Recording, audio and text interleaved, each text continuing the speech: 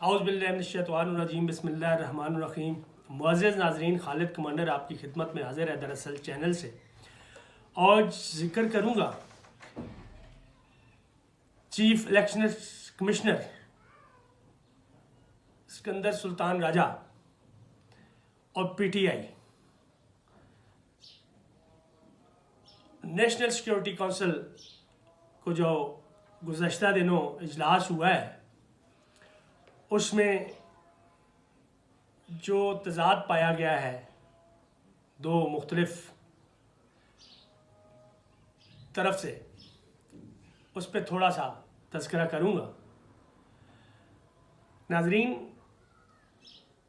वैसे तो आपको पता होगा जैसे रिजीम चेंज के बाद से ही एक पीटीआई इमरान खान अदम एतमाद कर रहे हैं Sikandar Sultan Raja chief election commissioner पे, और ज़ोर दे रहे हैं कि आने वाले इलेक्शन से पहले इनको हटाया जाए क्योंकि ये जानिबदार है।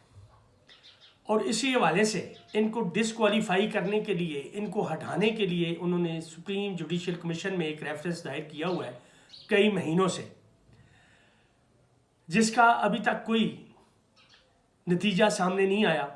खामोशी है। उसकी क्या वजह है?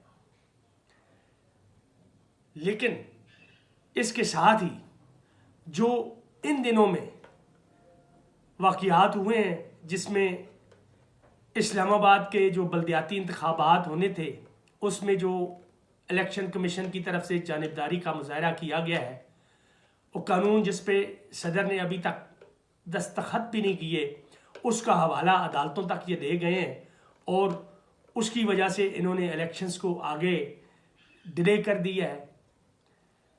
और इसी तरह जो सिलेक्टेड रिजाइंस थे पीटीआई एमएनएस के, उनको किस तरीके से कबूल किया गया है सिलेक्टेड को, और पूरों सारों के सारों को नहीं कबूल किया गया। खैर उसमें तो स्पीकर भी शामिल है, लेकिन इन्होंने भी पूरे तरीके से मदद की। उसमें जो भी उसमें एदाद शुमार थे कैंडिडेट जीतने वाले के या दूसरे नंबर वाले के, तो ये सारी चीज़ इन्होंने डिस्कस करके सिलेक्टेड जो रिजाइंस थे वो कबूल किए थे। और फिर किस तरीके से उन पे इलेक्शन करवाए गए, उन इलेक्शंस में किस तरीके से हीले बहाने किए गए डिले के, या इससे पहले जो पंजाब के इलेक्शंस थे उन इलेक्शंस में किस तरीके से धांधली की गई, या दूसरे में भी चाहे उनके जो इंतखाबी निशान थे या जो नाम की मैचिंग थी साथ साथ किस तरीके से बैलेट पेपर्स में वो दिए गए। इसी तरीके से जो पीटीआई के ख़िलाफ़ चाहे तोशाखाना के केसेस थे, चाहे फॉरेन फंडिंग के केसेस थे, उनको किस तरीके से किस लेवल पे उनकी हेयरिंग की गई और किस तरीके से इमरान खान को नायल किया गया। और इसी तरीके से जो पीपल्स पार्टी के और मुस्लिम लीग नून के केसेस थे, तोशाखाना के भी केसेस हैं उन पे, और फॉरेन फंडिंग के भी हैं, उन केसेस को पसे पुष्ट रखा गया और पीटीआई के साथ सौतेली माँ का सलूक किया गया। तो ये सारी चीज़ें पीटीआई एक दफ़ा फिर एक और रेफरेंस दायर कर रही है सुप्रीम जुडिशल काउंसिल में, और तवक्को की जा रही है जिस तरीके से अब अदालतों के फैसले भी आ रहे हैं। आप सारी हाई कोर्ट्स को देख लें, उन्होंने बड़े अच्छे फैसले दिए हैं पिछले 2-3 हफ्तों में, गैर जानिबदारी का सबूत दिया है उन्होंने और मेरिट पे फैसले किए हैं। तो लग तो यही रहा है सुप्रीम जुडिशल काउंसिल भी इस रेफरेंस को और पहले रेफरेंस को भी सुनेगी अच्छे तरीके से और इस पे जल्द अज जल्द फैसला करेगी सुल्तान सिकंदर राजा को हटाने के लिए, उसको नाअहल करने के लिए, ताकि जो इलेक्शंस होने वाले हैं जब भी हों वो किसी नए चीफ इलेक्शन कमीशन के तहत हों। उम्मीद ही की जा सकती है, आने वाले वक्त में देखेंगे क्या होता है इसमें। और इसके साथ ही जो अदालत का हुक्म, पहले तो हुक्म अदूली की गई, इस्लामाबाद के जो बल्दियाती इलेक्शंस टाइम पे नहीं हुए, हालांकि हर तरह की तैयारी थी, बैलेट पेपर छापे हुए थे, सारी चीज़ें तैयार थी, लेकिन इस केस को उस आखिरी वक्त तक लटकाया गया, ये जानते बूझते कि अदालत ने फैसला करना है और इनको किसी भी फैसले के मुताबिक उस पर अमल दरामद करने के लिए हर वक्त तैयार रहना चाहिए था। इनकी तैयारी इस हद तक होनी चाहिए थी ताकि आवाम पोलिंग डे 31 दिसंबर को पोलिंग स्टेशंस पे पहुंच के लगे हुए ताले ना देख पाती। बहुत सारी आवाम आई अपना वोट कास्ट करने के लिए, लेकिन आके उन्होंने देखा पोलिंग स्टेशन पे वो ताले लगे हुए थे। तो इसकी तैयारी इन्होंने नहीं रखी हुई थी, नहीं की हुई थी, यानी अदालत को इन लोगों ने कुछ समझ ही नहीं रखा था। बिल्कुल ज़हन में ये चीज़ नहीं थी कि अदालत अगर ये फैसला कर देती है कि इलेक्शंस आपने टाइम पे करवाने हैं, तो एक ज़रा भर भी इनकी तैयारी नहीं थी और इसको उनके अदालत के इस फैसले को इन्होंने एकदम हवा में उड़ा दिया।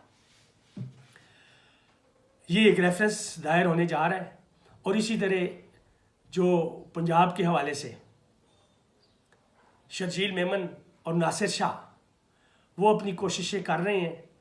कुछ सबूत पीटीआई के हाथ लगे हैं कि कौन कौन से एमपीएस को उन्होंने ऑफ़र करने की कोशिश की, उनको वोट दूसरी साइड पे डालने की तलकीन की, और जो एतमाद का वोट परवेज़ इलाही ने लेना है उससे दूर रहने की कोशिश की। तो वो भी एक रेफरेंस उनके ख़िलाफ़ भी दायर करने की कोशिश कर रहे हैं। और इस तरह के पहले भी रेफरेंस, जैसे सेनेट के इलेक्शंस थे और इस तरह के कई मौक़ों पे इस तरह के मामलात हुए हैं जो बड़े तशवीशनाक थे, और वो रेफरेंस भी भेजे गए थे चीफ़ इलेक्शन कमिश्नर को, लेकिन चीफ़ इलेक्शन कमिश्नर ने उनकी ना सुनी, उन पे कोई अच्छा फ़ैसला नहीं दिया। वो पीटीआई के ख़िलाफ़ ही फ़ैसले दिए या उनको फ़ाइल कर दिया गया, सुना ही नहीं है। नाज़रीन, अब बात करेंगे पंजाब के हवाले से। पंजाब के हवाले से एक तो अदम एतमाद की तहरीक है स्पीकर के ख़िलाफ़ और डिप्टी स्पीकर के ख़िलाफ़, जो कि एक नोयत की इसी तरीके से जो चीफ मिनिस्टर के ख़िलाफ़ अदम एतमाद की तहरीक थी, वो तो इन्होंने जब गवर्नर की तरफ से ये कदम उठाया गया कि डिस्क्वालीफाई किया गया चीफ मिनिस्टर को, तो इन्होंने वो बहाना बना के वहाँ से वो अदम एतमाद की तहरीक वापस ले ली थी, क्योंकि वो चीफ मिनिस्टर के ख़िलाफ़ जो अदम एतमाद होना था वो कैमरा के नीचे होना था, खुफिया बैलेटिंग नहीं होनी थी उसमें। तो उसमें पीटीआई का कोई रुकन, कोई एमपीए दूसरी साइड पे वोट नहीं दे सकता था। तो उससे तो ये वापस चले गए। अब दो अदम एतमाद की तहरीकें हैं स्पीकर और डिप्टी स्पीकर के ख़िलाफ़, इसमें खुफिया रायशुमारी होनी है, उसके लिए दबाव डाला जा रहा है एमपीएस पे। उनको लालच दिया जा रहा है कि किसी भी तरीके से स्पीकर और डिप्टी स्पीकर के ख़िलाफ़ कुछ इनको वोट मिल जाए। 177 वोट तो इनके अपने हैं, जो कि इस वक्त इनको वो भी मुश्किल लग रहा है, क्योंकि नून लीग के एमपीएस जो है वो भी कोशिश कर रहे हैं कि वो किसी और साइड पे अपना पड़ाव डाल लें और आने वाले इलेक्शंस में उनकी कोई अच्छी पोजीशन हो जाए। उनको नून लीग में होते हुए तो ये इलेक्शन जीतना जो है बहुत मुश्किल लग रहा है। और दूसरी तरफ जो परवेज़ इलाही ने एतमाद का वोट हासिल करना है, उसके लिए प्रेशर डाला जा रहा है एमपीएस पे कि वो उसमें शामिल ना हो, उनको वोट ना दें। और ये कुछ इदारों की तरफ से प्रेशर भी सुनने में आ रहा है, लेकिन जो पीडीएम की हुकूमत है वो तो भरपूर कोशिश कर रहे हैं। अब देखें कि ये कोशिश उनकी कारआमद साबित होती है नहीं होती है। अभी तक तो इसके कोई आसार नज़र नहीं आते। और पीटीआई काफ लीग कामयाब हो जाएंगे 186 प्लस वोट अपने पूरे करने में, जबकि अगर एतमाद का वोट स्पीकर डिप्टी स्पीकर का वो बहुत मुश्किल लग रहा है कि ये जो पीडीएम की हुकूमत है या नून लीग के जो लोग हैं, ये अपोजिशन है, ये अदम एतमाद में कामयाब होंगे। इसका कोई चांस इस वक्त तक नज़र नहीं आ रहा और इनको हार अपनी नज़र आ रही है। नाज़रीन, अब ये प्रेशर किस किस तरीके से डाला जा रहा है, क्या क्या लालच इन लोगों को दिए जा रहे हैं, ये किसी से ढकी छुपी बात नहीं है। अब तो वो सारे रिकॉर्ड जो छंगा मांगा कभी कहा करते थे, कभी रेस्ट हाउसेस की बात करते थे, वो सारे रिकॉर्ड जो है वो टूट चुके हैं। जरदारी नाकाम होकर वापस चले गए हैं। अब आवाम का रुख इन्होंने देख लिया हुआ है। लेकिन जो MPAs MNAs हैं इस वक्त, वो अपने आने वाले वक्त के लिए टिकट भी लेना चाहते हैं, अपने आने वाले इलेक्शन भी जीतना चाहते हैं। यकीनन वो उसी धड़े के साथ रहेंगे जिनको आवाम ने चाहा है, जिनकी तरफ आवाम ने अपना रुख किया हुआ है, जिनको आवाम वोट डालेगी, अपना मैंडेट आवाम अपना देगी। नाजरीन, इसके साथ ही इजाज़त चाहूँगा। अल्लाह हाफिज़। पाकिस्तान जिंदाबाद।